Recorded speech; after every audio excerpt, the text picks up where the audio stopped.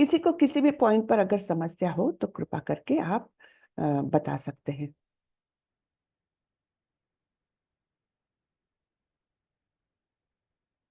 हरे कृष्णा। तो आज का तीसरा अध्याय है कर्मयोग। तो सबसे पहले मैं मंगलाचरण कर लेती हूँ, उसके बाद हम देखेंगे ये अध्याय हमको क्या ज्ञान देने वाला है। बहुत सुंदर अध्याय है। ओम नमो भगवते वासुदेवाय। ओम नमो भगवते वासुदेवाय। ओम नमो भगवते वासुदेवाय। ओम अज्ञानतिमिरान्धस्य ज्ञानाञ्जनशलाकया चक्षुरुन्मिलितं येन तस्मै श्रीगुरवे नमः। श्रीचैतन्यमनोभीष्टं स्थापितं येन भूतले स्वयं रूपः कदा मह्यं ददाति स्वपदान्तिकं। वन्देऽहं श्रीगुरो श्रीयुतपदकमलं श्रीगुरुन् वैष्णवांश्च श्रीरूपं साग्रजातं सहगण रघुनाथान्वितं तं सजीवं साद्वैतं सावधूतं परिजनसहितं कृष्ण चैतन्य देवं श्रीराधा कृष्ण पादान् सहगण ललिता श्री विशाखान्वितांश्च। हे कृष्ण करुणा सिंधु दीनबंधु जगतपते गोपेश गोपिका कांत श्री राधा कांत नमोस्तुते। तप्त कांचन गौरांगी राधे वृंदावनेश्वरी वृषभानुसुते देवी प्रणमामि हरिप्रिये। नमो विष्णुपदाय कृष्णपृष्ठाय भूतले श्रीमते भक्ति वेदांत स्वामी इति नामिने। नमस्ते सारस्वती देवे गौरवाणी प्रचारिणे निर्विशेषाय शून्यवादी पाश्चात्य देशतारिणे। जय श्री कृष्ण चैतन्य प्रभो नित्यानंदा श्री अद्वैत गदाधर श्रीवासादि गौरभक्त वृंदा। हरे कृष्णा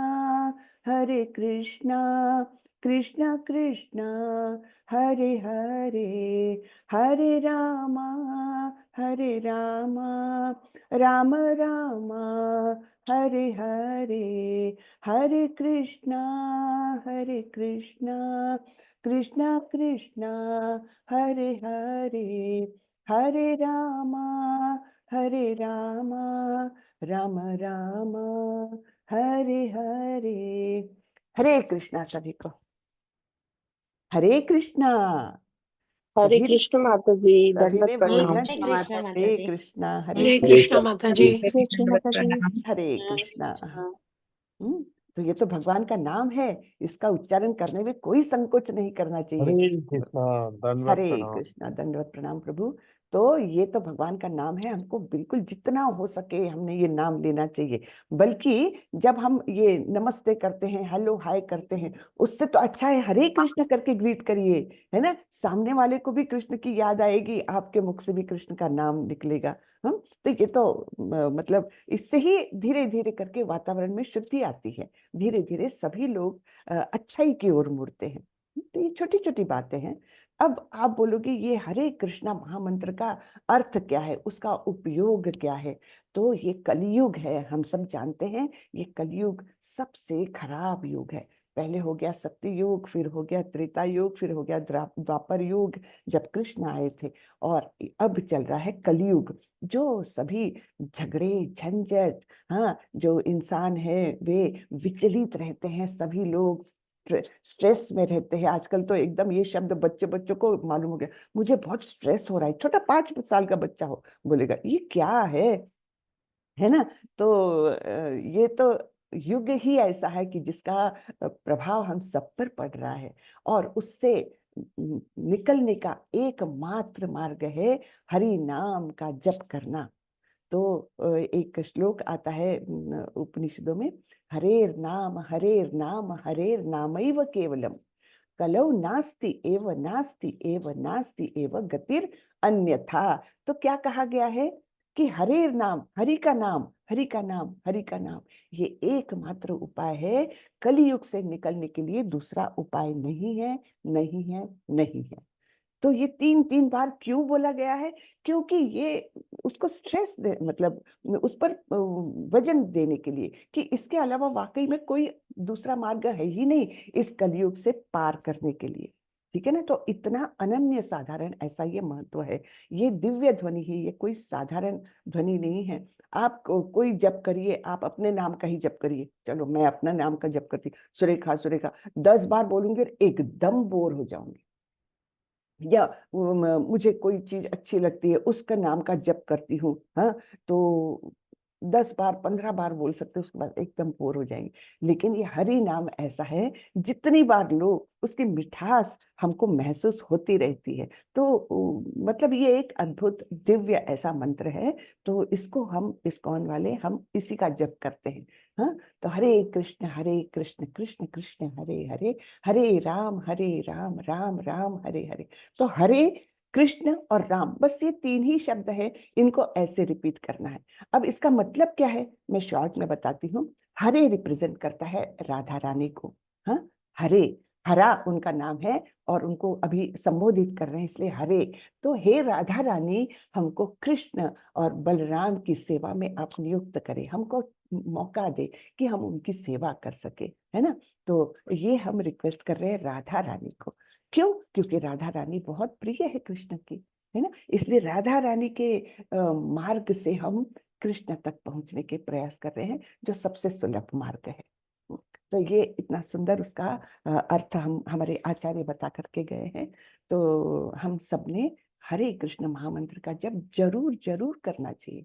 मैं आप सभी से रिक्वेस्ट करूंगी कि आप लोग भी एक माला अर्थात 108 बार इसका जप करके देखिए, आपको कितना अच्छा लगेगा। डेफिनेटली अच्छा लगेगा, गारंटी है। तो हरे कृष्ण कृष्ण कृष्ण हरे हरे, हरे राम राम राम हरे हरे। ये हुआ एक बार का। ऐसे 108 बार करना है। ज्यादा से ज्यादा, अभी आप नए पहली बार अगर कर रहे हैं, ज्यादा से ज्यादा 10 मिनट लगेंगे, लेकिन ये करना आप लोग चालू करें, ऐसी मेरी बहुत हृदय से रिक्वेस्ट है आप सभी को। ठीक है? ओके, कौन कौन एग्री है? हैंड रेस करे। हैंड रेस करे जी। वेरी गुड, केवल 2 हैंड रेस अरे थे। करूंगी माता जी, हम करते हैं। शाबाश, वेरी गुड। जो करते हैं वो तो बहुत बढ़िया, लेकिन जो नहीं करते हैं, एक माला चालू कर दीजिए। हाँ, आपके जीवन में परिवर्तन आएगा, बहुत अच्छा परिवर्तन आएगा। हाँ, ठीक है। तो चलिए हम चालू करते हैं कर्म योग। हैंड्स डाउन कर लीजिए प्लीज। Thank you. हाँ, तो कर्म योग देखते हैं, योगा ऑफ एक्शन। तो एक्शन तो हम करते हैं, वो कैसे करनी चाहिए? अब देखिए, हम जीवन तो जीते हैं, यहाँ पर आए हैं तो जीवन जी रहे हैं, लेकिन ये जीवन किस लिए जी रहे हैं? क्या केवल खाना पीना सोना, हाँ, और कुछ धन संचय करना और फिर मर जाना, खत्म? ये इसके लिए हमारा जीवन नहीं है। हाँ, ये तो कुत्ते बिल्ली भी करते हैं। आहार निद्रा भय मैथुनंच सामान्य एतत् पशु भी नराणाम। पशु और नर यानी मनुष्य, इनमें ये कॉमन है क्या? आहार निद्रा भय और मैथुन। हाँ, वो भी खाना खाते हैं, हम भी खाना खाते हैं। निद्रा, वो भी सोते हैं, हम भी सोते हैं। भय, वो भी भयभीत रहते हैं, हम भी भयभीत रहते हैं। अरे कल को क्या हो जाएगा पता नहीं, इंश्योरेंस करके रखो, घर का इंश्योरेंस, हेल्थ का इंश्योरेंस, ये इंश्योरेंस है ना, धन संचय करके रखो, बुढ़ापे में काम आएगा। ये भय ही तो है ना? तो आहार निद्रा भय और मैथुन, वो भी बच्चे पैदा करते हैं पशु, और हम भी बच्चे पैदा करते हैं। तो हम में और पशु में अंतर क्या है? अंतर केवल एक ही है, धर्मो हि तेषाम अधिको विशेषो धर्मेण हीना पशु भी समाना। तो एक धर्म ही है जो मनुष्य को पशुओं से भिन्न करता है। और धर्मेण हीना पशु भी समाना, यानी धर्म के बिना मनुष्य जो है वो पशु ही है, पशु से कोई भिन्न नहीं है, है ना। तो हमारा वैदिक साहित्य हमको पहले तो सिखाता है कि पशु से आप मनुष्य बनिए और मनुष्य जीवन को सार्थक करने के लिए भगवत भक्ति करिए, सार्थक अगर करना है तो। नहीं तो सभी लोग जीते हैं, हाँ, ऐसे वैसे जी लेते हैं। कोई ज्यादा पैसे कमाता है, सो कॉल्ड सक्सेसफुल होता है, कोई नहीं कमाता, सो कॉल्ड गरीब रहता है, और सब मरते ही हैं। तो फिर हमने किया क्या जीवन में? तो अगर हमने भगवत भक्ति नहीं की तो हमने इस मनुष्य जीवन को सार्थक नहीं किया, वेस्ट किया। इसको कृपण बोला गया है भगवत गीता में। अपने जीवन का मूल्य न समझ के जिया केवल, तो वो कृपण व्यक्ति है। कि आपके पास इतना बहुमूल्य एक वस्तु दी है भगवान ने, मनुष्य शरीर दिया है, उसको आपने यूं त्यों ऐसे ही पशुओं के समान गंवा दिया। ऐसा नहीं करना है हमको, बराबर ना। तो चलिए हम यहाँ पढ़ते हैं, कर्मयोग और कर्म कांड एक समान नहीं है। ये हमारे समाज में बहुत बड़ी भ्रांति है एक, हाँ, कि वो कर्म कांड को ही बहुत हाय समझते हैं कि मैं ऐसे पूजा करता हूँ, मैं ऐसे हवन करता हूँ, मैं ऐसे उपवास करता हूँ, हाँ, ये वो, इसी को वो भक्ति समझते हैं। लेकिन भक्ति या जो वैदिक साहित्य में हमारे भगवान ने हमें हमें जो निर्देश दिए हैं, वो ये कर्म कांड नहीं है, कर्म योग है। कर्म योग और कर्म कांड एकदम भिन्न है। तो कर्म कांड का तात्पर्य है देवी देवता पूजा या पूजा या सेवा करना, जो अपने हित के लिए है, आत्महित या इंद्रिय तृप्ति के लिए। यानी क्या, हम देवताओं के पास जाते हैं, हे शिव जी मेरी बेटी की शादी नहीं हो रही है, जरा शादी करा दो।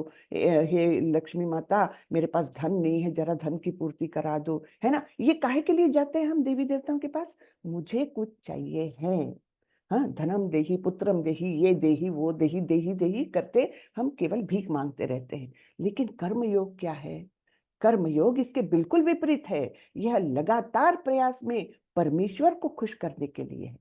तो कर्म योग एकदम अलग है। उसमें हम भगवान की संतुष्टि को देखते हैं, ना कि अपनी, ना कि मुझे इंद्रिय तृप्ति मिले, इंद्रिय भोग मिले, हाँ, ज्यादा पैसा मिले, अच्छा घर मिले, है ना। ये सब नहीं चाहते हम, केवल भगवान की संतुष्टि चाहते हैं। वो हुआ कर्म योग। तो है ना अंतर, कर्मकांड और कर्मयोग। ठीक है, अब इस अध्याय की शुरुआत होती है।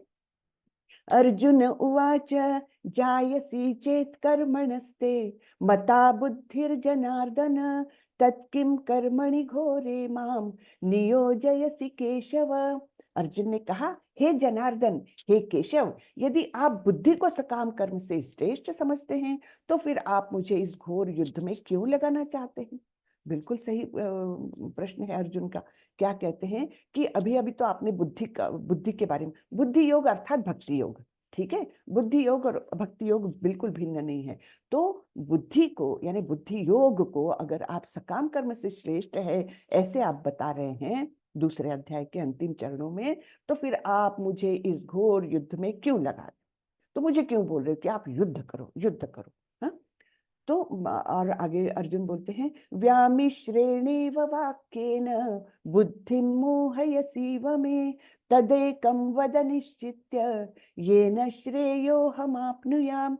आपके व्यामिश्रित अर्थात जिससे अनेक अर्थ निकलते हैं, ऐसे उपदेशों से मेरी बुद्धि मोहित हो गई है। अतः कृपा करके निश्चय पूर्वक मुझे बताएं कि इनमें से मेरे लिए सर्वाधिक श्रेयस्कर क्या है। तो मुझे भ्रमित मत करिए, आपके अनेक अर्थ निकलने वाले ऐसे वाक्यों से, ऐसे उपदेशों से मैं भ्रमित हो गया हूं। तो मुझे बताइए मेरे लिए सर्वाधिक श्रेयस्कर क्या है? ये श्रेयस्कर शब्द जो है ना भगवत गीता में करीबन 3-4 बार तो आज आता है। श्रेयस्कर का मतलब क्या है? श्रेयस और प्रेयस ऐसे दो शब्द हैं। तो श्रेयस यानी जो लंबी अवधि के लिए आपके लिए हितकारक है, वो चीज श्रेयस। और प्रेयस क्या है? आपको अभी आनंद आ जाएगा लेकिन वो आपके लिए लंबे समय के लिए वो आपके लिए हितकारक नहीं है, वो प्रेयस। जैसे उदाहरण मैं हमेशा यही देती हूँ कि एक बच्चा है, उसके कल एग्जाम है ना, और वो चाह रहा है कि मेरे बच्चे उधर फुटबॉल खेल रहे हैं, मैं भी जाऊं और खेलूं। तो माँ को पूछता है, माँ क्या मैं जाऊं फुटबॉल खेलने? तो माँ अगर बोल देगी, हाँ हाँ बेटा जा, तेरी इच्छा है ना, खेल ले खेल ले, हाँ। तो अब वो ये नहीं बता रही कि बेटा तेरी कल एग्जाम है, आज पढ़ना तेरे लिए ज्यादा हितकारक है ना। तो वो ये चीज क्या हो गई, बच्चा तो खुश हो गया लेकिन कल की एग्जाम में वो अच्छा नहीं कर पाएगा, तो वो उसके लिए केवल प्रेयस होके रह गया, इस समय को उसको आनंद मिल गया, कल के एग्जाम में 12 बज गए। लेकिन अगर वो माँ उसको समझाती है कि नहीं बेटा आज के दिन मत जा, तो कल तेरी एग्जाम है ना, एग्जाम हो जाने के बाद तू जाना, क्योंकि एग्जाम का रिजल्ट तुमने साल भर जो कुछ पढ़ा है वो तुम्हारा दर्शाएगा, और हो सकता है अगर तुमने नहीं पढ़ाई की तो हो सकता है तुम्हारा साल का नुकसान हो जाएगा, इसलिए तुम अभी पढ़ो, है ना, खेलने के लिए तो बाद में भी खेल लेना।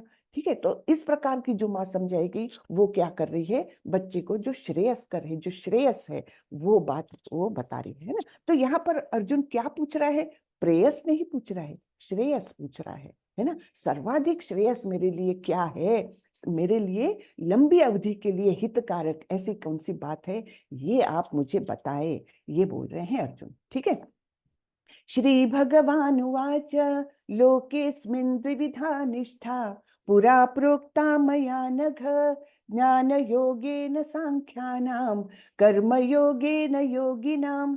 श्री भगवान ने कहा, हे निष्पाप अर्जुन, मैं पहले ही बता चुका हूं कि आत्म साक्षात्कार का प्रयत्न करने वाले दो प्रकार के पुरुष होते हैं, कुछ इसे ज्ञान योग द्वारा समझने का प्रयत्न करते हैं तो कुछ भक्तिमय सेवा के द्वारा, तो अलग अलग प्रकार से मुझे समझने का प्रयत्न करते हैं। उसमें ज्ञान योग और भक्ति योग के बारे में यहाँ पर भगवान उल्लेख करते हैं। तो इस प्रकार अनेक रास्ते हैं आध्यात्मिक प्रगति के, हाँ, भगवत भक्ति के, आत्म साक्षात्कार के अलग अलग रास्ते हैं। हमने हमने कौन सा रास्ता चुनना चाहिए ये हमको डिसाइड करना चाहिए, उसके लिए भगवान बहुत सुंदर उपदेश भी दे रहे हैं, मार्ग भी बता रहे हैं।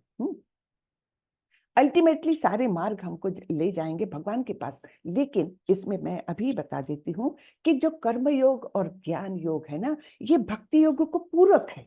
हाँ, तो भक्ति योग जो है वो हमको डायरेक्टली भगवान के पास ले जा सकता है, जैसे लिफ्ट हमको एकदम 0 ग्राउंड फ्लोर से लेकर एकदम हमको 50वें फ्लोर तक फटाक से ले जा सकती है, वैसी है भक्ति।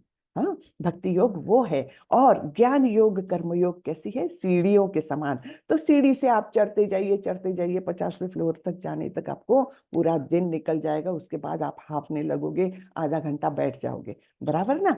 तो भक्ति योग कैसा है कि आप तुरंत भगवान से कनेक्शन पा सकते हो, हाँ, लाइटनिंग कॉल एकदम भगवान को। और कॉल करने का मेथड क्या है, हरे कृष्ण कृष्ण कृष्ण हरे हरे, हरे राम राम राम हरे हरे। बिल्कुल 100 नंबर है ये भगवान के लिए, खट्टाक से उठाते हैं भगवान, क्योंकि भगवान और भगवान नाम ये अभिन्न है। जहां भगवान का नाम लो भगवान तुरंत वहां पर रहते हैं। हाँ, तो ये है भक्ति की भक्ति का महत्व। तो आगे बढ़ते हैं हम। अर्जुन पूछ रहे हैं एकम वद, मुझे एक बताओ, आपने मुझे कंफ्यूज कर दिया है भगवान। हाँ, ठीक है, आगे बढ़ते हैं। तो भगवान दो रास्ते अभी यहाँ पर बता रहे हैं। ये तो हमने देखा हनुमान जी का भक्ति, है ना, राम भक्त हनुमान, तो उनकी हर क्रिया केवल उनके स्वामी को संतुष्ट करने के लिए, आग लगाई तो अपनी ताकत दिखाने के लिए नहीं, अपना सामर्थ्य दिखाने के लिए नहीं, लेकिन अपने स्वामी की प्रसन्नता के लिए। वैसे ही हर काम हमने केवल भगवान को संतुष्ट करने के लिए करना चाहिए, वो है भक्ति की परिपूर्णता। और ये है ज्ञान योग। ज्ञान योग के माध्यम से आप वैदिक साहित्य पढ़ोगे, योग धारणा द्वारा मन को कंट्रोल करोगे और उस ज्ञान में वृद्धि करोगे। अब भगवान बताते हैं, न तो कर्म से विमुख होकर कोई कर्म फल से छुटकारा पा सकता है और न केवल संन्यास से सिद्धि प्राप्त की जा सकती है। तो लोगों को क्या लगता है कि भक्ति करना यानी सब कुछ छोड़ छाड़ के जंगल जाओ और वहां तपस्या करो, बिल्कुल नहीं। कर्म से विमुख होकर हमको कर्म फल से छुटकारा नहीं मिल सकता। अब कर्म फल से छुटकारा पाने की बात क्यों हो रही है, क्योंकि इस भौतिक जगत में हम जो बंधे हुए हैं ना, पुनरपि जननम पुनरपि मरणम पुनरपि जननी जठरे शयनम, ये क्यों होता है, क्योंकि हम कोई ना कोई कर्मफल के बंधन से बंधे हुए होते हैं। आज मैंने कुछ बुरा काम कर लिया, है ना, उसका परिणाम भोगने के लिए मुझे दोबारा से जन्म लेना पड़ेगा। या आज मैंने अच्छा काम कर लिया, किसी को पैसे दिए, किसी को दान दिया, उसका भी कर्म फल भोगने के लिए मुझे दोबारा से जन्म लेना पड़ेगा। ठीक है ना, तो अच्छा कर्म बुरा कर्म, दोनों भी कर्म फल के द्वारा हमको बंधन में अटकाते हैं और हमको जन्म लेना पड़ता है, वारंवार जन्म लेना पड़ता है। तो तात्पर्य में प्रभुपाद जी समझाते हैं, भौतिकतावादी मनुष्य के हृदयों को विमल करने के लिए जिन कर्मों का विधान किया गया है, उनके द्वारा शुद्ध हुआ मनुष्य ही संन्यास ग्रहण कर सकता है। तो ऐसे वैसे जो आजकल बहुत वो है ना चलन है, चलो मैं सब छोड़ छाड़ करके मैं तो चला जाता हूँ, हरिद्वार में जाकर रहता हूँ। अरे ये नहीं होता है, जब तक आपके हृदय को विमल नहीं किया गया, यानी हृदय को शुद्ध नहीं किया गया है, तब तक ये सब संन्यास वगैरह आपके कोई लाभ का नहीं है, कोई आपको उससे आध्यात्मिक प्रगति नहीं हो सकती। ठीक है ना। तो पहले तो हृदय की शुद्धता, उसके बाद आप कहीं सन्यास की बात कर सकते हैं। और सन्यास हमको ये नहीं समझना चाहिए, हमने बहुत लोगों की ये भ्रांत कल्पना रहती है कि अध्यात्म में गए यानी अब ये क्या छोड़ छाड़ करके जाना है क्या, आपको मंदिर में ही रहना है क्या, हाँ सब घर के कर्तव्य वगैरह छोड़ देने हैं, ऐसा नहीं होता। भगवान की भक्ति हम जहाँ है, स्थाने स्थिता श्रुतिगताम तनुवान मनोभी, स्थान पर ही रहकर अपने कर्तव्य करते हुए और भगवान के बारे में श्रवण कीर्तन इत्यादि के माध्यम से हम भगवत भक्ति कर सकते हैं और बहुत उच्च स्तर की भक्ति कर सकते हैं। उसके लिए हमको छोड़ने की जरूरत नहीं है, ये भगवत गीता बताती है। क्योंकि हमारे समझ में ये बहुत ये लगता है, हाँ हाँ मैं 60 साल के बाद मैं भगवत गीता पढ़ूंगा, अभी क्यों पढ़ूं मैं, अभी तो मेरे को जीवन जीना है। ये तो भगवत गीता तो हमने बचपन से पढ़नी चाहिए, क्योंकि इसका जो उपदेश है वो हमको जीना सिखाता है। हाँ, it is a life manual, इसको लाइफ मैन्युअल कहा गया है कि जीना है तो कैसे जीना है, ये सारा मार्ग इस भगवत गीता के माध्यम से हमको मिलता है। तो यहाँ बताया गया है, शुद्धि के बिना संन्यास ग्रहण करने से सफलता नहीं मिल पाती। हृदय की शुद्धि के बिना संन्यास सामाजिक व्यवस्था में उत्पात उत्पन्न करता है। तो नकली नकली साधु बन के चले जाते हैं, भगवा वस्त्र धारण किए, ये सब किए, लेकिन मन में जो इच्छाएं हैं वो तो कम नहीं हुई, और फिर ऊपर से दबा रहे हैं। होगा क्या, एक दिन उसका बॉम्ब फटेगा। और इस प्रकार से हम बहुत देखते हैं समाज में कि जिनके बारे में लोगों को बहुत आदर रहता है, उनके फॉलोअर्स बन जाते हैं, एक दिन उनका इतना विभत्स रूप समाज के मन में आता है कि सभी को तकलीफ होती है कि अरे ये क्या है, भगवा वस्त्र धारण करते हैं और अंदर ऐसे उनके गलत कर्म चलते हैं। तो ये क्यों होता है, उनके हृदय की शुद्धि हुई नहीं है और उन्होंने नकली नकली ये सब सामाजिक ढोंग, मतलब एक प्रकार का ये किया है। उससे होता क्या है कि उत्पात मचता है समाज में। जब ऐसी केसेस बाहर आते हैं तो सभी को कितना दुख होता है, और फिर अच्छे लोगों के प्रति भी हमारे मन में अविश्वास उत्पन्न होता है कि हाँ ये तो भगवाधारी लोग तो ऐसे ही रहते हैं, होता है ना ऐसे। तो ये क्यों होता है, क्योंकि हृदय की शुद्धि किए बिना वे संन्यास लेने का ढोंग कर रहे हैं। दूसरी ओर यदि कोई नियत कर्मों को न करके भी भगवान की दिव्य सेवा करता है, तो वह उस मार्ग में जो कुछ भी उन्नति करता है उसे भगवान स्वीकार करते हैं। इसको कहते हैं बुद्धि योग या भक्ति योग। यानी ठीक है, उसने नियत कर्म नहीं किए, हाँ, लेकिन भगवान की दिव्य सेवा की, खुद को संतुष्ट करने के लिए नहीं, भगवान को संतुष्ट करने के लिए हर क्रिया है, तो वो उसकी प्रगति निश्चित है आध्यात्मिक जगत में। ये एक बहुत ही सुंदर श्लोक आता है, कर्मेन्द्रियाणि संयम्य य आस्ते मनसा स्मरन् इंद्रियार्थान विमूढ़ात्मा मिथ्याचारस्य उच्यते। विमूढ़ और मिथ्याचार, देखिए दो शब्द, कठोर शब्द भगवान इस्तेमाल करते हैं। तीसरे अध्याय में ऐसे अनेक श्लोक, 3-4 तो भी श्लोक आते हैं जिसमें भगवान ने काफी कठोर शब्दों का इस्तेमाल किया है। यहाँ पर क्या बोलते हैं भगवान, जो कर्मेंद्रियों को तो वश में करता है, किंतु जिसका मन इंद्रिय विषयों का चिंतन करता रहता है। हाँ, तो कर्मेंद्रियों को वश में कर लिया। कर्मेंद्रिय कौन सी हैं हमारी, है जीभ है, नासिका है, आंख है, स्किन है और कान है। है ना। तो ये 5 कर्मेंद्रियां हैं हमारी, तो इनको तो वश में कर लिया, ठीक है मैं मीठा नहीं खाऊंगा, मैं ऐसा तामिश मतलब मसालेदार भोजन नहीं करूंगा, मैं तो ऐसे वस्त्र नहीं पहनूंगा, मैं सब नहीं नहीं नहीं, है ना, सबको डिनाइल मोड में डाल दिया और ऐसे भगवे वस्त्र पहन लिए। लेकिन मन तो इंद्रिय विषयों का चिंतन कर रहा है, मन में आ रहा है आज ये त्योहार है तो मेरे घर में आज तो क्या बना होगा, आज मीठा कुछ बना होगा, यानी मन उधर है और बाहरी तौर से उसने कर्मेंद्रियों को वश में कर लिया। तो फिर क्या होता है, वह निश्चित रूप से स्वयं को धोखा देता है और मिथ्याचारी कहलाता है, क्योंकि ये मन जो है ना, ये हमारे सभी इंद्रियों का केंद्रीय स्थान है।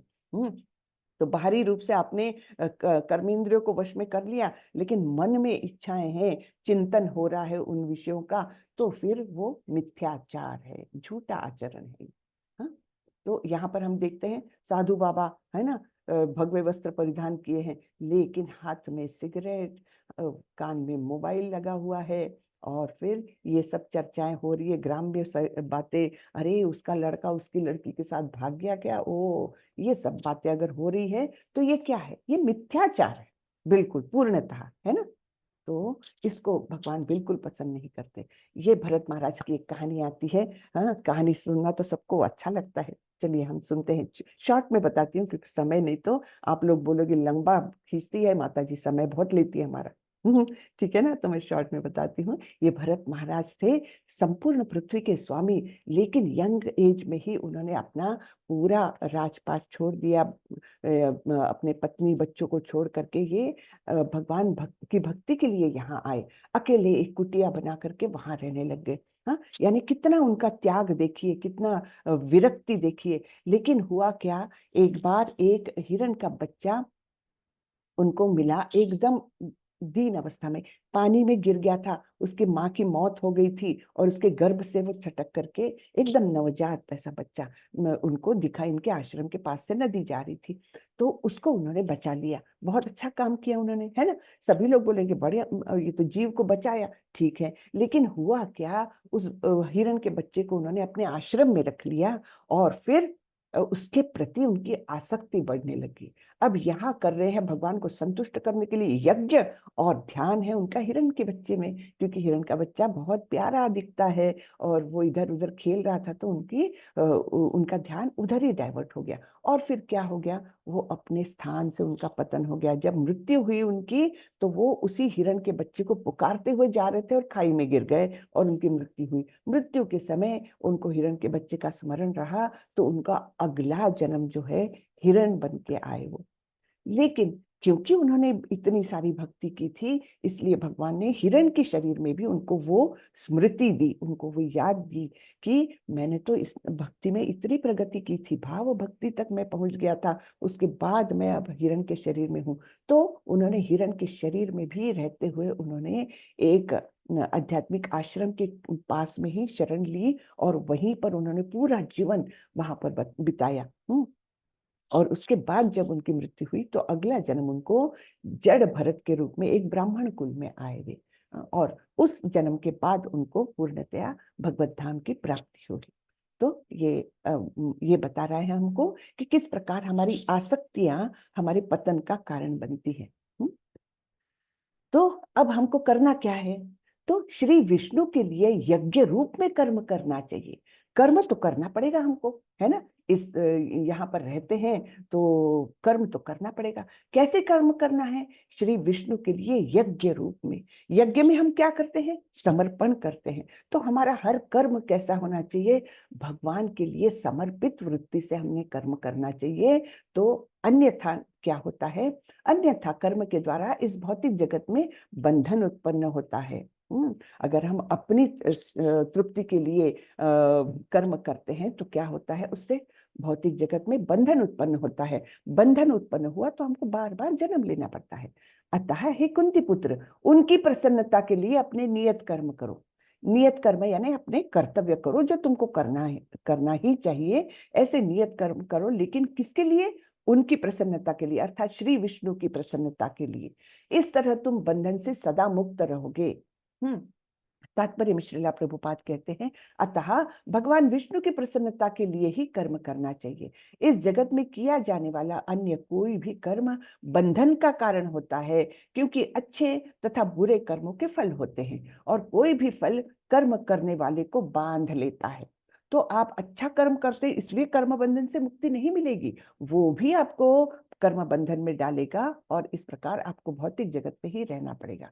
अतः कृष्ण अर्थात विष्णु को प्रसन्न करने के लिए कृष्ण भावना भावित होना होगा, और जब कोई ऐसा कर्म करता है तो वह मुक्त दशा को प्राप्त रहता है। तो हमको कर्म तो करना है, लेकिन कैसे करना है? समर्पण की वृत्ति से, कि इस कर्म को मैं पूर्णतः कृष्णार्पणमस्तु, है ना, पूर्णतः मैं कृष्ण की प्रसन्नता के लिए कर रहा हूँ, इसको मैं उनको ही अर्पित करता हूँ। तब जो कर्म फल मिलेगा वो बंधन कारक नहीं रहेगा। यही महान कर्म कौशल है, और प्रारंभ में इस विधि में अत्यंत कुशल मार्गदर्शन की आवश्यकता होती है। तो ये अपने आप में घर बैठ करके ये सीख लूं, ऐसा नहीं होता है, इसमें मार्गदर्शन चाहिए। ये आध्यात्मिक जो कार्य है ना, इसमें गुरु के बिना हम एक पग भी आगे, एक कदम भी आगे नहीं डाल सकते। हाँ, क्योंकि ये रास्ता ही ऐसा है।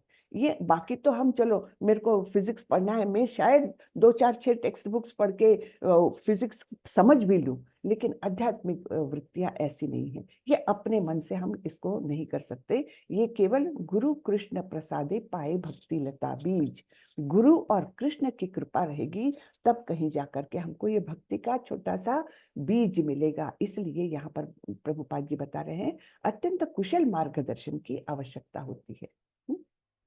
यज्ञों के द्वारा प्रसन्न होकर देवता तुम्हें भी प्रसन्न करेंगे, और इस तरह मनुष्यों तथा देवताओं के मध्य सहयोग से सबों को संपन्नता प्राप्त होगी। तो इसका एक चक्र भी हम आगे जाके देखने वाले हैं।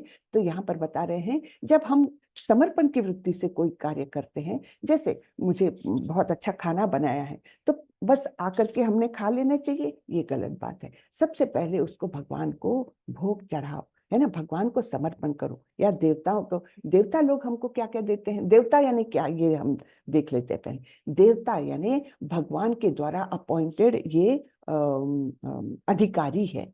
हाँ, तो भगवान जो है, जैसे हमारे प्राइम मिनिस्टर, और फिर पोर्टफोलियो अलग अलग दिए हैं। फाइनेंस मिनिस्टर अलग है, रक्षा मंत्री अलग है, एजुकेशन मिनिस्टर अलग है, अलग अलग डिपार्टमेंट्स उनको अलॉट किए हैं। बिल्कुल वैसा ही भगवान का काम है। भगवान जो है वो स्वयं भौतिक इसमें नहीं पढ़ते, वो ऐसे ऐसे लोगों को अपॉइंट कर देते हैं। देवता लोग भी हमारे समान ही जीव है, लेकिन बहुत उच्च स्तर के जीव है वो।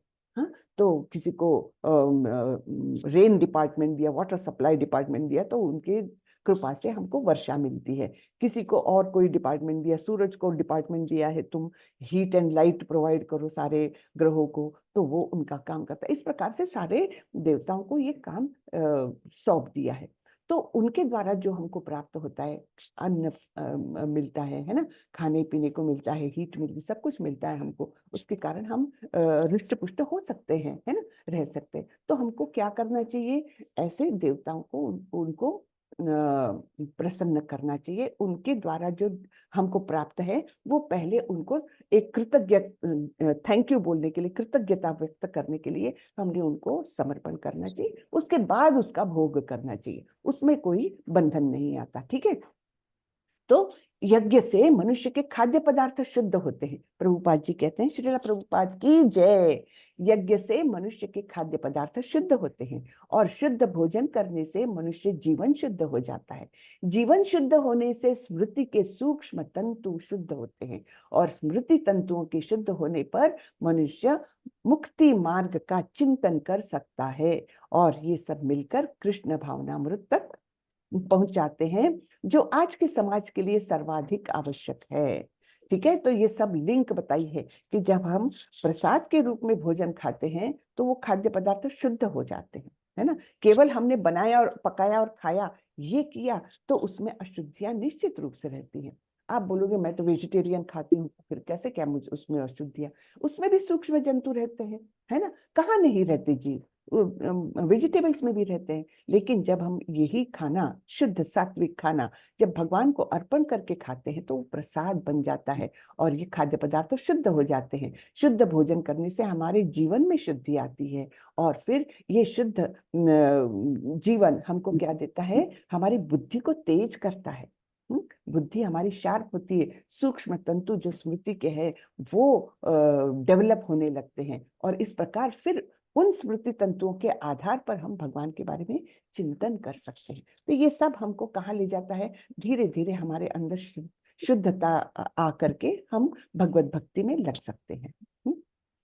जीवन की विभिन्न आवश्यकताओं की पूर्ति करने वाले विभिन्न देवता यज्ञ संपन्न होने पर प्रसन्न होकर, कृपया म्यूट रखें, हाँ एडमिन्स कृपया देखें, कोई अनम्यूट करता है तो डिस्टर्ब होता है पूरी क्लास को, है ना। जीवन की विभिन्न आवश्यकताओं की पूर्ति करने वाले विभिन्न देवता यज्ञ संपन्न होने पर प्रसन्न होकर तुम्हारी सारी आवश्यकताओं की पूर्ति करेंगे। तो आजकल का जमाना कैसा है, अतिवृष्टि होती है, कहीं बाढ़ आती है और कहीं सूखा है। ये क्यों होता है? क्योंकि हम जो कुछ है वो अपने भोग के लिए है, ये समझ करके जीवन जी रहे हैं, है ना। देवताओं को प्रसन्न कर ही नहीं रहे हैं। लेकिन अगर हम उनको प्रसन्न करते हुए चलते हैं तो वो भी हमसे प्रसन्न होकर हमारे जो संपन्नता है उसमें वो सब सहकार्य देते हैं। हाँ, सुख संपन्नता ये जो है वो जीवों को प्राप्त होती है। किंतु जो इन उपहारों को देवताओं को अर्पित किए बिना भोगता है वह निश्चित रूप से चोर है। कितने कठोर शब्द वापरे हैं भगवान ने, है ना।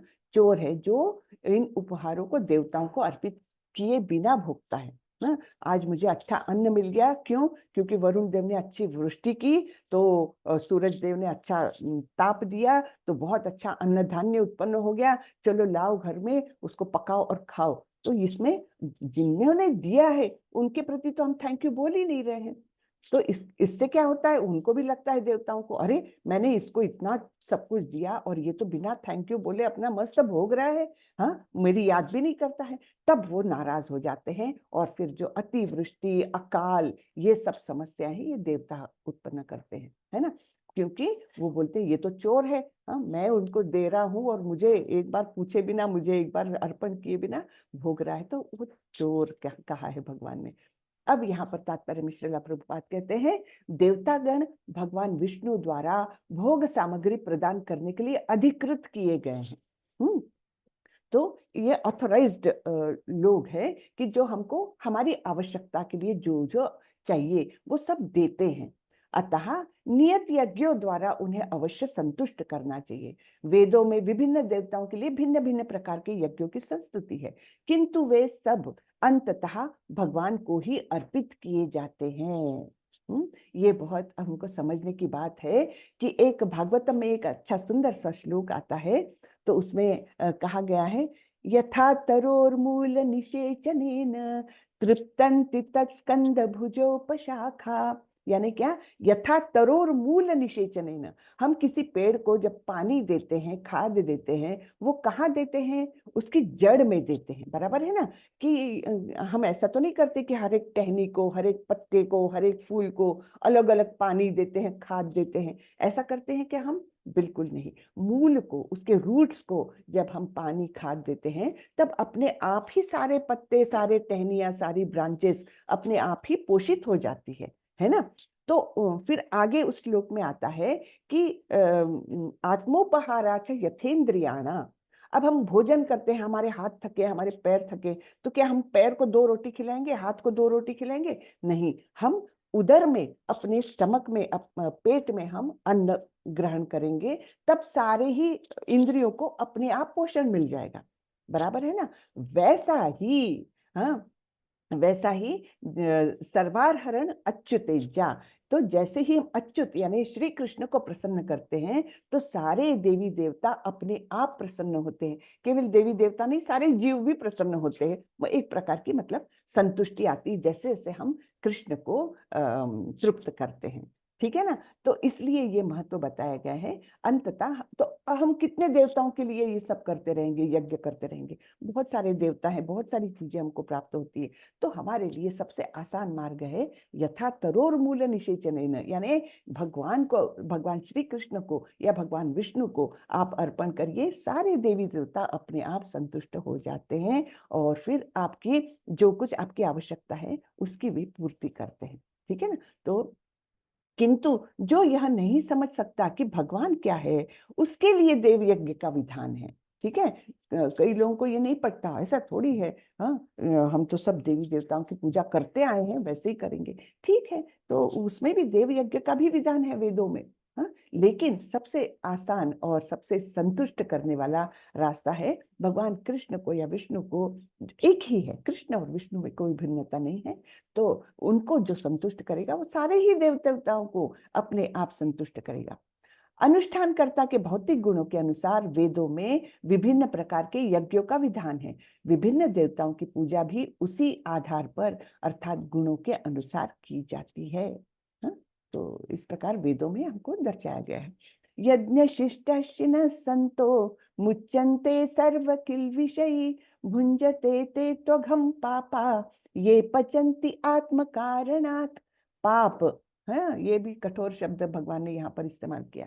भगवान के भक्त सभी प्रकार के पापों से मुक्त हो जाते हैं क्योंकि वे यज्ञ में अर्पित किए भोजन अर्थात प्रसाद को ही खाते हैं। अन्य लोग जो अपने इंद्रिय सुख के लिए भोजन बनाते हैं वे निश्चित रूप से पाप खाते हैं। तो हमको सावधान होना चाहिए कि हम केवल अपने इंद्रिय सुख के लिए भोजन बना रहे हैं और उसको भोग कर रहे हैं, ये गलत बात है। भगवान बोल रहे हैं ये तो पाप खा रहे हो तुम।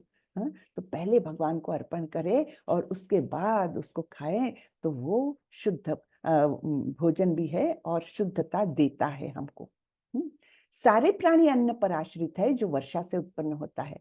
हाँ, वर्षा यज्ञ संपन्न करने से होती है और यज्ञ नियत कर्मों से उत्पन्न होता है। तो यहाँ पर ये चक्र बताया है, इसको हम आगे देखते हैं। पहले तात्पर्य पढ़ लेते हैं। परमेश्वर जो यज्ञ पुरुष अथवा समस्त यज्ञों के भोक्ता कहलाते हैं, सभी देवताओं के स्वामी हैं और जिस प्रकार शरीर के अंग पूरे शरीर की सेवा करते हैं उसी तरह सारे देवता उनकी सेवा करते हैं। ठीक है। यहाँ पर एकदम स्पष्टता से प्रभुपाद जी एक्सप्लेन कर रहे हैं। सारे देवता किसकी पूजा करते हैं, किसकी सेवा करते हैं? पूर्ण की। पूर्ण कौन है? कृष्ण। ठीक है। तो जैसे हमारे अंग है, मेरे हाथ है, मेरे हाथों का कर्तव्य क्या है? मेरा जो अंग है उसका कर्तव्य है पूर्ण की सेवा करना। यानी ये अंग के माध्यम, ये हाथों के माध्यम से मैं अपने पूर्ण शरीर की सेवा करूं तो उस अंग का काम है। नहीं तो अगर ये अंग का बोलेगा कि मुझे तो सेवा ही नहीं करनी इस शरीर की, तो फिर क्या हो जाएगा? वो तो बेकार हो जाएगा। वो मेरे लिए एक ग्लास नहीं उठा पा रहा है, हाँ, नहीं उठाना चाह रहा है वो हाथ, कि मैं क्यों सेवा करूं? ये शरीर को प्यास लगी, मैं क्यों ग्लास उठाऊं? तो फिर क्या हो जाएगा? वो तो बेकार अंग है। हाँ, तो अंग तब तक अच्छे हैं जब तक वो पूर्ण की सेवा करें। वैसे ही सारे देवता हमेशा पूर्ण की सेवा में लगे रहते हैं, अर्थात श्री कृष्ण या विष्णु की सेवा में लगे रहते हैं। इंद्र, चंद्र तथा वरुण जैसे देवता भगवान द्वारा नियुक्त अधिकारी है जो सांसारिक कार्यों की देखरेख करते हैं। सारे वेद इन देवताओं को प्रसन्न करने के लिए यज्ञों का निर्देश देते हैं जिससे वे अन्न उत्पादन के लिए प्रचुर वायु, प्रकाश तथा जल प्रदान करें। जब कृष्ण की पूजा की जाती है तो उनके अंग स्वरूप देवताओं की भी स्वतः ही पूजा हो जाती है। अतः देवताओं की अलग से पूजा करने की आवश्यकता नहीं होती। इसी हेतु कृष्ण भावना भावित भगवत भक्त सर्वप्रथम कृष्ण को भोजन अर्पित करते हैं और तब खाते हैं। यह ऐसी विधि है जिससे शरीर का आध्यात्मिक पोषण होता है। तो बहुत स्पष्टता से यहाँ पर प्रभुपाद जी ने एक्सप्लेन किया है। तो अब ये हम यज्ञ का चक्र देखते हैं। ठीक है। तो हम यहाँ से चालू करते हैं हमारे ड्यूटीज। तो ड्यूटी को तो हमको करना है। ये किसान अपनी अपने काम कर रहा है ना, अपनी ड्यूटी को तो करना ही है। लेकिन उसके बाद क्या करना है? ड्यूटी कैसी करनी है? यज्ञ के रूप में। यानी समर्पण की भावना से कि मैं ये कार्य कर रहा हूँ, ये कार्य आपको समर्पित है। तो इस प्रकार से हम कोई भी कार्य करेंगे तो उसको यज्ञ कहेंगे, है ना, समर्पण की वृत्ति से। जब ये ऐसे यज्ञ होते, नियत कर्मों को समर्पण की वृत्ति से करने के यज्ञ होते हैं, तो ये प्रसन्न होते हैं और हमको हमारी आवश्यकताएं सब प्रदान करते हैं। तो जैसे वरुण देव को प्रसन्नता आई, उन्होंने प्रचुर मात्रा में हमको वर्षा दी। अब इस अच्छी वर्षा से क्या होगा, बहुत सारा अन्य धान्य का उत्पादन हो जाएगा, है ना। इसके परिणाम स्वरूप अन्य धान्य तो मिल गया, उससे हमने अपना खाना बनाया, भोजन बनाया। अब इसको भी हमको क्या करना है, क्या हमने सीधे डायरेक्ट भोजन कर लेना है? नहीं, इसको हमको कृष्ण को अर्पण करना है।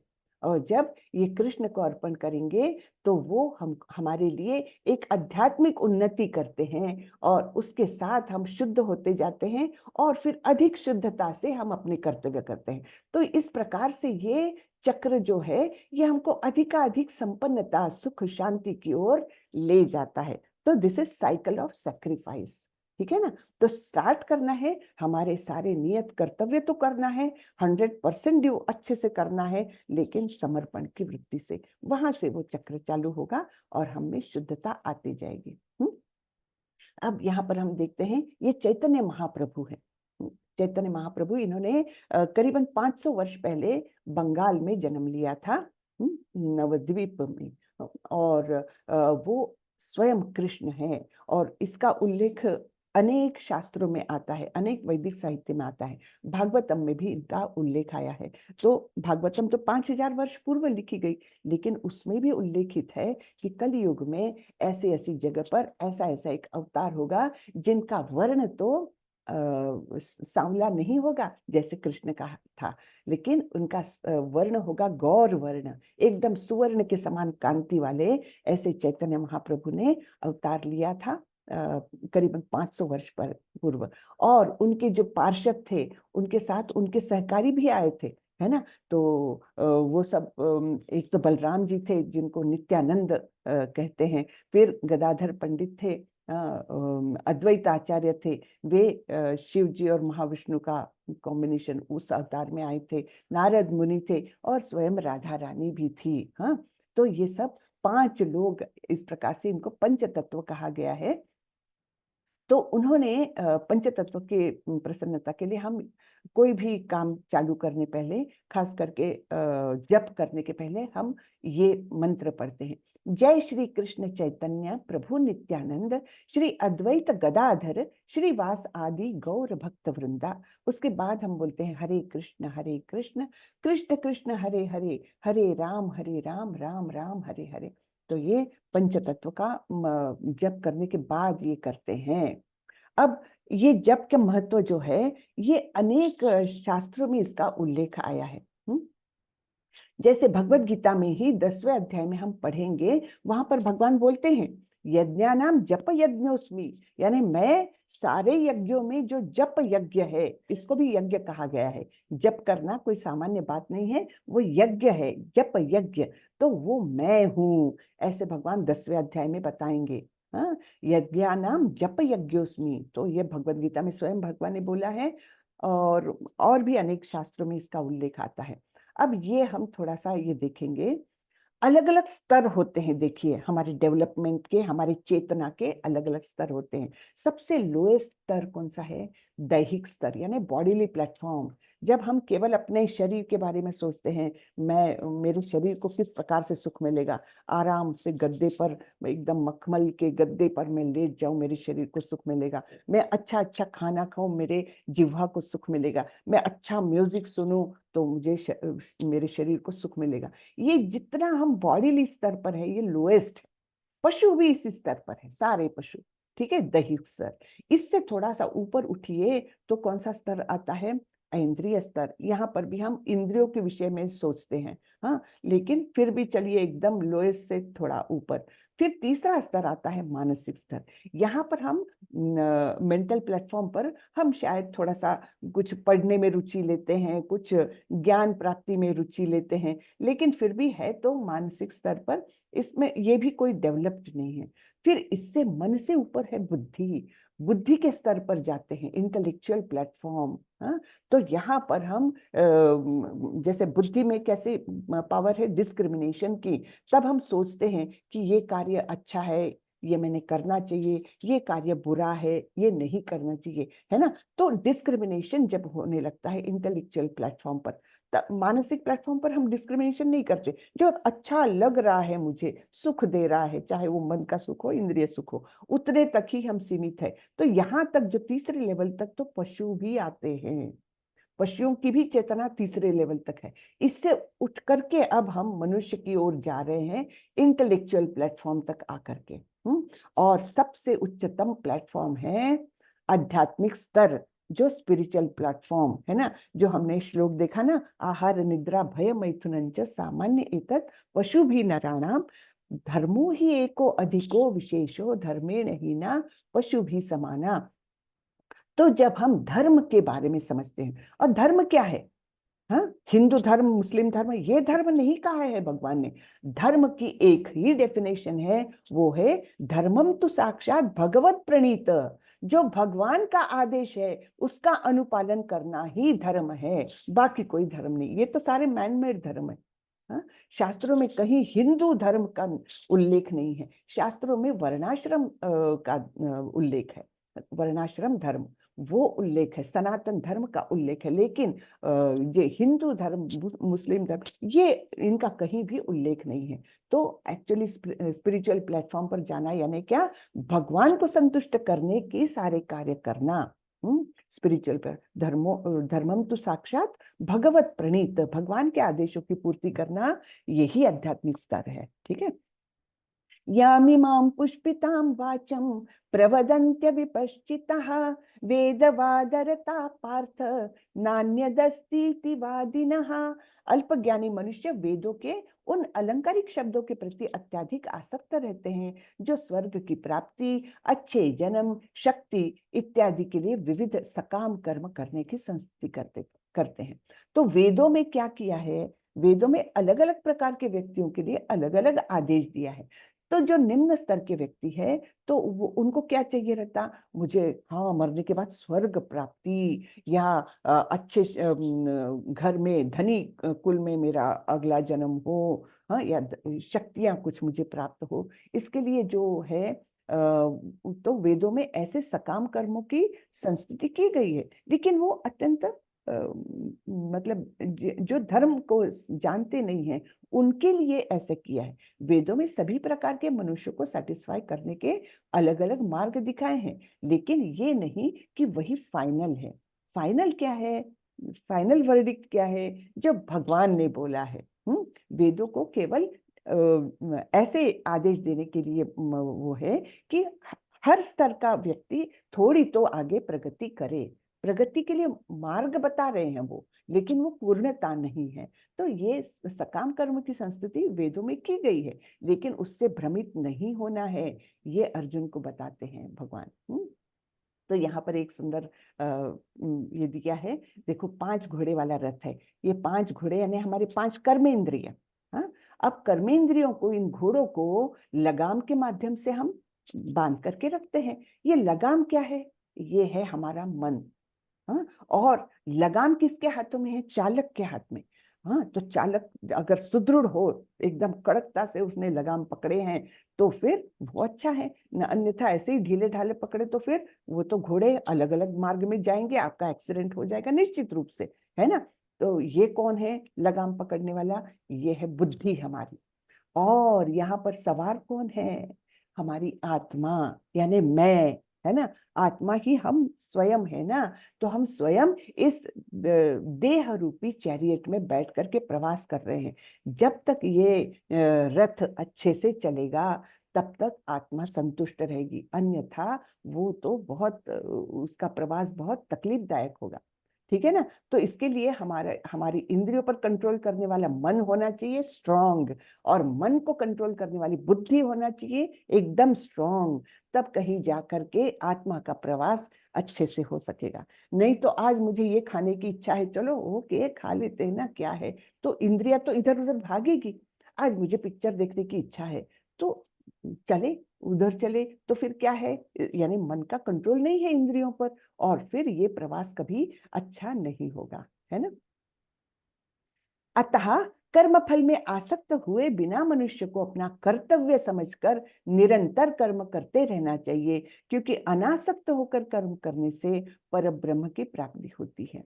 यानी जब अनासक्त कब होंगे, जब हम समर्पण की वृत्ति से कार्य करेंगे, कर्मफल में आसक्त नहीं होंगे, है ना, कि मैं समर्पण कर रहा हूँ, कृष्णार्पण वस्तु, तो उससे क्या मिलना है, मुझे कोई चीज की अपेक्षा नहीं है, आसक्ति नहीं है। तो ऐसे अनासक्त होकर जब कर्म करते हैं, जैसे प्रभुपाद जी ने किया, कोई कर्मफल की अपेक्षा किए बिना उन्होंने लाखों लोगों को भगवत भक्ति में लाया।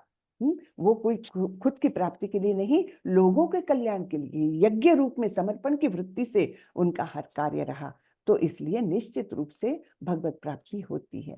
अब ये बी अ रोल मॉडल, जो अर्जुन का सवाल था ना पहले इसमें, कि क्या होगा, समाज दूषित हो जाएगा, तो यहाँ पर भगवान उस बात को स्पष्ट करते हैं, यद यद आचरति श्रेष्ठ तत्तद्देवेतरो जनः स यत् प्रमाणम कुरुते लोकस्तद अनुवर्तते। महापुरुष जो जो आचरण करता है, सामान्य व्यक्ति उसी का अनुसरण करते हैं। वह अपने अनुसरणीय कार्यों से जो आदर्श प्रस्तुत करता है, संपूर्ण विश्व उसका अनुसरण करता है। जैसे यहाँ पर मदर डक जा रही है, तो उसके कदमों पर पीछे पीछे पीछे उसी के डायरेक्शन में उसके सारे बच्चे जा रहे हैं। यानी क्या, ये श्रेष्ठ जैसा आचरण कर रहा है, वैसे ही उसके सारे अनुयायी आचरण कर रहे हैं। जो हमने डिस्कस किया, समाज का जो श्रेष्ठ व्यक्ति आचरण करेगा, समाज भी उसी डायरेक्शन में जाता है। तो भगवान अर्जुन को बोल रहे हैं, तुम अपना श्रेष्ठ आचरण रखो, समाज अपने आप शुद्ध होते जाएगा। जीवात्मा अहंकार के प्रभाव से मोहग्रस्त होकर अपने आप को समस्त कर्मों का कर्ता मान बैठता है। एक मिनट, हाँ, प्रभु जी आपने, अजय प्रभु आपने वो डाला अटेंडेंस लिंक, हाँ हाँ डाला है। सब लोग अटेंडेंस लगाते जाइएगा, हाँ, चैट में है देखिए, तो सभी लोग कृपा करके अटेंडेंस शीट जरूर भरिए। ठीक है, जीवात्मा अहंकार के प्रभाव से मोहग्रस्त होकर अपने आप को समस्त कर्मों का कर्ता मान बैठता है, जबकि वास्तव में वे प्रकृति के तीनों गुणों द्वारा संपन्न किए जाते हैं। तो कर्म किया, मैंने किया, ये जब भावना आती है तो वो क्या हो जाता है, अहंकार के प्रभाव में आ जाता है। मैंने किया, मैं जब बड़ा हो जाता है, अहंकार जब बड़ा हो जाता है, तो उसकी बुद्धि भ्रष्ट होने लगती है। तो यहाँ पर क्या बता रहा है, वास्तव में सारे कर्म प्रकृति के तीनों गुणों द्वारा होते हैं। प्रकृति के तीन गुण कौन से हैं, सतोगुण, रजोगुण और तमोगुण। सतोगुण उन तीनों में सबसे अच्छा है, रजोगुण मध्यम, लेकिन फिर भी बहुत मतलब खराब की ओर ही है, क्योंकि वो आसक्ति रहती है उनमें। और तमोगुण तो पागलपन, निद्रा, आलस्य, ये दर्शाने वाला ये तमोगुण होता है। तो ये तीनों गुणों के अधीन कर्म होते हैं मनुष्य के। किस प्रकार, जैसे कठपुतलियां नचाते हैं ना, उस प्रकार से ये तीन गुण हमको, सारे जीवों को नचाते हैं, हमसे अलग अलग कर्म करवाते हैं, अच्छे बुरे सारे। तो हम अपने आप को कर्ता अगर मान बैठे, मैंने किया, तो वो गलत बात है। अहंकार विमूढ़ आत्मा कर्ता अहम इति मन्यते। हाँ, तो जीवात्मा अहंकार के प्रभाव से अपने आप को समझता है मैं करता हूँ, लेकिन वास्तव में वो कर्ता नहीं होता, वो तो कठपुतलियों के समान इन तीनों गुणों से बंधा है, तो वो तीन गुण सारे कर्म करते हैं। फिर अर्जुन ने कहा, हे वृष्णिवंशी, मनुष्य न चाहते हुए भी पाप कर्मों के लिए प्रेरित क्यों होता है? ऐसा लगता है कि उसे बलपूर्वक उनमें लगाया जा रहा हो। देखिए कितने सुंदर प्रश्न भी है अर्जुन के, और उनका एक्सप्लेनेशन और भी सुंदर भगवान बताते हैं। तो हम देखते हैं, हमारे साथ भी कभी कभी ऐसा होता है, अनचाहे ही हम पता नहीं कभी कुछ गलत बोल देते हैं, बाद में हम सोचते हैं कि मैंने ऐसा कैसे बोला, मैंने ऐसे पाप कर्म कैसे कर दिए, ये मुझे ऐसा लग रहा था जैसे मैं नहीं कर रहा हूँ, कोई पुश कर रहा है मुझे उस डायरेक्शन में, ऐसा क्यों हुआ है? तो अर्जुन यही प्रश्न पूछ रहा है कि बलपूर्वक ऐसा लगता है कि कोई उससे वो गलत काम करवा रहा है, ऐसा क्यों होता है? तब भगवान बताते हैं, चेतना के अलग अलग स्तर होते हैं। तो अलग अलग चेतना में अलग अलग वृत्तियां होती है। तो यहाँ पर सुंदर सा श्लोक है ये, धूमे नाव्रियते वह्निर यथा दर्शो मलिन च यथोल्बेनावृतो गर्भस तथा तेनेदम आवृतम। जिस प्रकार अग्नि धुएं से, दर्पण धूल से अथवा भ्रूण गर्भाशय से आवृत रहता है, उसी प्रकार जीवात्मा इस काम की विभिन्न मात्राओं से आवृत रहता है। तो ये काम है, काम यानी तीव्र आसक्ति। हाँ, ये तीव्र आसक्ति जो है वो हमारी चेतना को अलग अलग स्तर से आवृत करती है, यानी कवर करती है, ढक देती है। तो ये 3 उदाहरण दिए हैं भगवान ने। अग्नि धुएं से, है ना, अग्नि है उसके ऊपर धुआं आ गया, तो हम कैसे क्या करेंगे, थोड़ी सी हवा उसको दे देंगे तो अग्नि हमको दिखाई देगी, यानी बहुत कम परिश्रम में हम उस चेतना को देख सकेंगे, ओरिजिनल चेतना को। ठीक है, ये हुई मनुष्य की चेतना, सबसे उच्च स्तर की अभी मनुष्य की चेतना है। फिर दर्पण धूल से, दर्पण पर अगर धूल है तो हमको थोड़े परिश्रम करने पड़ेंगे। पहले एक कपड़े से पोंछो, दूसरे कपड़े से पोंछो, अच्छे से उसको रगड़ रगड़ के पोंछो, है ना, तब कहीं जा करके वो दर्पण साफ होगा। तो ये चेतना है पशुओं की, वहां प्रयास लगता है वो चेतना जागृत होने के लिए। और तीसरी चेतना है भ्रूण गर्भाशय से आवृत्त है, यानी क्या, जो फीटस है वो गर्भ में कब तक रहेगा, जब तक उसका समय नहीं आएगा बाहर आने का, यानी वो अपना समय लेके रहेगा, तब तक वो उस आवरण को नहीं हटाएगा। तो ये जो है, ये स्थिति है पेड़ पौधों की, उनमें भी चेतना है लेकिन एकदम कवर्ड है। हाँ, उनकी चेतना इसलिए हमको समझ में भी नहीं आती कि वाकई में पेड़ पौधों में भी चेतना है, क्योंकि पूर्ण रूप से ढकी हुई है। तो ये 3 उदाहरण हैं 3 लेवल की चेतनाओं के। तो मनुष्य की चेतना तो बहुत कम परिश्रम से शुद्ध हो सकती है। जैसे धुएं से अग्नि अगर कवर्ड है तो हम बहुत कम परिश्रम से उसको हटा सकते हैं। इंद्रियाणि मनो बुद्धिर अस्याधिष्ठानमुच्यते एतैर्विमोहयत्येष ज्ञानम आवृत्य देहिनम। इंद्रिया, मन तथा बुद्धि इस काम के निवास स्थान है। जो पिछले श्लोक में काम बताया है ना उन्होंने, काम यानी तीव्र आसक्ति। हाँ, तो ये इंद्रिया, मन और बुद्धि इस काम के निवास स्थान है। ये काम हमारा बहुत बड़ा शत्रु है। हाँ, याद रखिएगा, काम बहुत बड़ा शत्रु है। इनके द्वारा यह काम जीवात्मा के वास्तविक ज्ञान को ढक कर उसे मोहित कर लेता है। हाँ, तात्पर्य में प्रभुपाद जी ने बहुत सुंदर बातें बताई है, हम पढ़ते हैं। श्रीला प्रभुपाद की जय।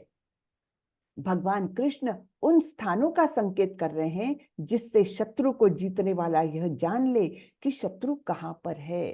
हाँ, तो ये शत्रु कौन है, काम। वो शत्रु कहाँ कहाँ पर रहता है ये भगवान ने बताया है। अब जब हम देखते हैं हमारे देश में भी कोई टेररिस्ट आ गए तो सबसे पहले सेना क्या करेगी, वो कहाँ छुपे हैं वो स्थान को पहले देखेगी, कौन से स्थान पर है। जब तक स्थान पता नहीं लगता तब तक बड़ा धोखा रहता है, क्योंकि कैसे कहाँ से अटैक हो जाए हमको पता ही नहीं। एक बार ये निश्चित हो गया कि हाँ ये पहाड़ी पर, ये पत्थर के पीछे ये सब लोग छुपे हैं, तब सेना को वो इजी पड़ता है। वैसे हमारा ये शत्रु जो है काम, इसके निवास स्थान ही भगवान ने बता दिए। तो जब हमको पता है ये जगह है हमारे शत्रु की, तो हमको बहुत सावधानी से वहां पर कार्य करना पॉसिबल होता है, बराबर है ना। तो मन समस्त इंद्रियों के कार्यकलापों का केंद्र बिंदु है। अतः जब हम इंद्रिय विषयों के संबंध में सुनते हैं तो मन इंद्रिय तृप्ति के समस्त भावों का आगार बन जाता है। आगार यानी गोडाउन बन जाता है। ठीक है, इंद्रियों से ये काम हमारे अंदर आया और हमारे मन को उसने गोडाउन बना लिया। इस तरह मन तथा इंद्रिया काम की शरण स्थली बन जाते हैं।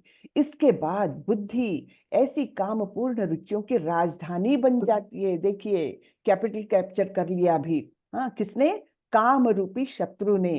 कहां से एंटर किया, इंद्रियों से एंटर किया, मन को गोडाउन बनाया और फिर बुद्धि पर भी कब्जा करके वो राजधानी बना दिया उसको।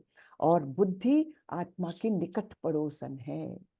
काममय बुद्धि से आत्मा भी प्रभावित होती है, जिससे उसमें अहंकार उत्पन्न होता है और वह पदार्थ से तथा इस प्रकार मन तथा इंद्रियों से अपना तादात्म्य कर लेती है। ठीक है, यानी वो अहंकार ऐसा है कि वो अपने आप का जो नित्य स्वरूप है, जो उसकी पोजीशन, जिसको प्रभुपाद जी शब्द वापरते हैं कॉन्स्टिट्यूशनल पोजीशन, यानी मेरा नित्य स्वरूप है कृष्णेरा नित्य दास। मैं कृष्ण का दास हूँ, मैं कृष्ण का अंश हूँ, ये आत्मा का असली स्वरूप है। लेकिन ये जब काम उसको प्रभावित करती है, तब क्या हो जाता है, वो अपने देह से तादात्म्य पा लेता है। तो मेरी पहचान क्या बन गई? मेरी पहचान बन गई मैं ये शरीर हूं, है ना, मैं इसकी बेटी, मैं इसकी पत्नी, मैं इसकी माँ, ये मेरी पहचान बन गई, जो गलत है। मेरी पहचान तो वही है, मैं हूं कृष्ण का अंश, उनका नित्य दास। ये मेरी पहचान है। मैं आत्मा, यहाँ पर ये मैंने वस्त्र पहन रखे हैं देह के रूप में, और ये वस्त्र है जो हमको इन अलग अलग रिलेशंस में, अलग अलग पोजीशंस में बांध के रखता है। लेकिन वास्तविक मेरा स्वरूप वैसा नहीं है। तो ये अहंकार कहाँ से उत्पन्न होता है? इसको कहते हैं मिथ्या अहंकार। जो अहंकार हमको देह से जोड़ा रखता है उसको कहा जाता है मिथ्या अहंकार। ये क्यों उत्पन्न हुआ? क्योंकि हम काम से प्रभावित हो गए। ये काम कहाँ से एंटर कर रहा है? इंद्रियों के माध्यम से मन पर कब्जा करके बुद्धि पर कब्जा कर लिया, जो बुद्धि आत्मा की निकट पड़ोसन है। कितना सुंदर शब्द प्रभुपाद ने इस्तेमाल किया है ना? वो बहुत पास का रिलेशन है बुद्धि और आत्मा का, लेकिन इंडिपेंडेंट है, फिर भी इंडिपेंडेंट है, लेकिन पास में होने के कारण होता है कि जो आत्मा है वो अपना नित्य स्वरूप भूल करके इस झूठे केवल कपड़ों को, यानी शरीर को स्वयं मानने लगती है ना। और वह पदार्थ से तथा इस प्रकार मन तथा इंद्रियों से आत्मा अपना तादात्म्य बना लेता है। आत्मा को भौतिक इंद्रियों का भोग करने की लत पड़ जाती है, जिसे वह वास्तविक सुख मान बैठता है। तो आत्मा अपने आप को देह मान करके जीवन बिताने लगती है, इंद्रिय सुख को ही वास्तविक सुख मानने लगती है, और फिर यही भौतिक जगत में बार बार आकर बार बार अनेक दुखों का सामना करती रहती है ना। इसलिए हे भरतवंशियों में श्रेष्ठ अर्जुन, प्रारंभ में ही इंद्रियों को वश में करके इस पाप का महान प्रतीक यानी काम का दमन करो, और ज्ञान तथा आत्म साक्षात्कार के इस विनाशकर्ता का वध करो। बहुत सुंदर बातें बताए हैं भगवान ने, है ना।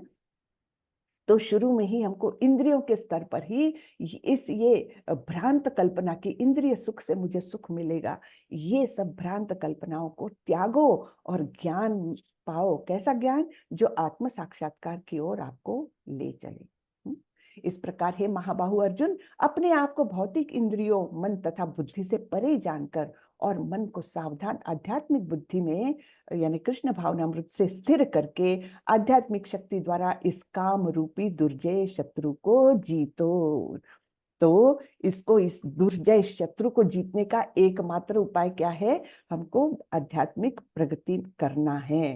तो आध्यात्मिक प्रगति के माध्यम से हम इस काम रूपी शत्रु को हम जीत सकते हैं, और हमारा जो मनुष्य जन्म है उसको सार्थक कर सकते हैं, है ना। श्रीला प्रभुपाद से कुछ शब्द हम सुनते हैं। श्रीला प्रभुपाद की जय। भगवद गीता का यह तृतीय अध्याय निष्कर्षतः मनुष्य को निर्देश देता है कि वह निर्विशेष शून्यवाद को चरम लक्ष्य न मानकर अपने आप को भगवान का शाश्वत सेवक समझते हुए कृष्ण भावनामृत में प्रवृत्त हो।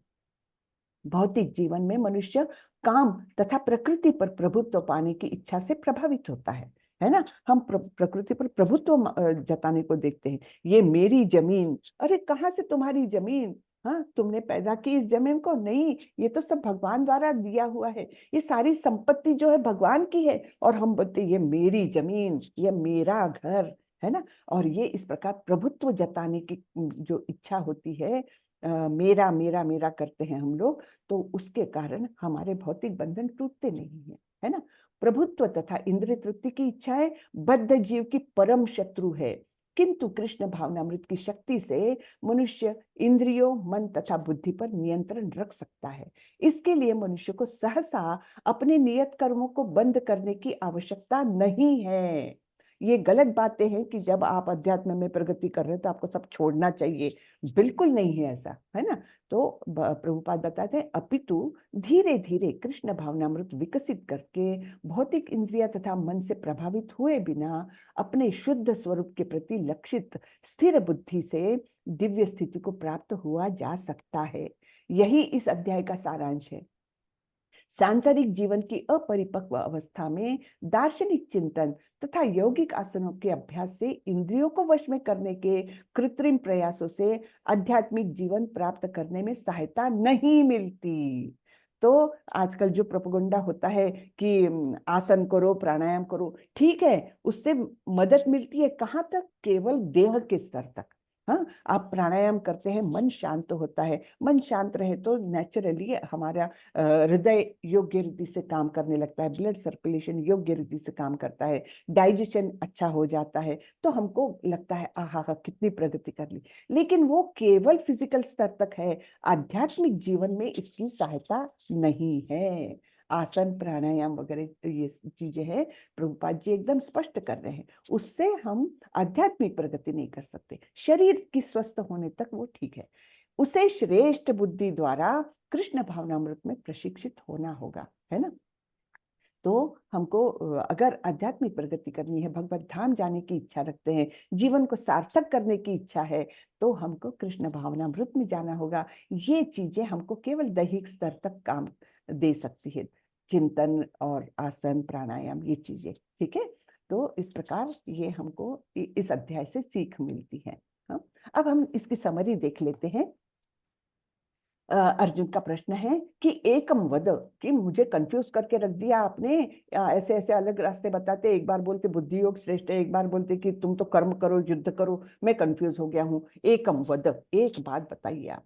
तब फिर भगवान उनको ये निष्काम कर्मयोग के बारे में बताते हैं कि अपने नियत कर्म तो तुमको करना है, लेकिन कैसे करना है? यज्ञ के स्वरूप में समर्पण की वृत्ति से करना है, और इसी से संसार में जो कुछ देवता लोग देते हैं, आवश्यकताओं की पूर्ति करते हैं, वो चक्र चलता रहेगा अगर हम अपना हर कर्तव्य यज्ञ के स्वरूप में अर्थात समर्पण की वृत्ति से करेंगे, उससे फल पाने के लिए नहीं, यानी ये कृतज्ञता व्यक्त करेंगे हम प्रकृति के प्रति, तब वो आपकी सारी आवश्यकताओं की पूर्ति करते हैं। और फिर भगवान बताते हैं यद यद आचरति श्रेष्ठ, जैसे श्रेष्ठ लोगों का आचरण होगा वैसे ही समाज का आचरण होगा, और इस प्रकार समाज में अगर समृद्धि सुख शांति लाना है तो श्रेष्ठ व्यक्तियों का ये कर्तव्य बनता है कि वो अपना आचरण उत्तम रखे, है ना। और सबसे बड़ा दुश्मन हमारा कौन है? सबसे बड़ा वैरी कौन है हमारा? तो वो काम है। काम अर्थात आसक्ति, तीव्र आसक्ति, ये हमारा सबसे बड़ा दुश्मन है जो हमको इस भौतिक जगत में बांधे रखता है। तो इस काम से हमको अगर विरक्त होना है, इस काम को हमको दूर हटाना है, इस शत्रु को हमको दूर भगाना है, तो फिर क्या करना पड़ेगा? हमको भक्ति में ही जाना पड़ेगा। सारे हमारे ऐसे काम करने चाहिए जो समर्पण की वृत्ति से करे, उसके प्रति आसक्ति न रखे कि मुझे इससे ये मिलेगा या मैंने ये किया। इस आसक्ति से छुटकारा पाने से हम इस दुश्मन से भी हम विजय प्राप्त कर सकते हैं। हरे कृष्णा। हरे कृष्णा।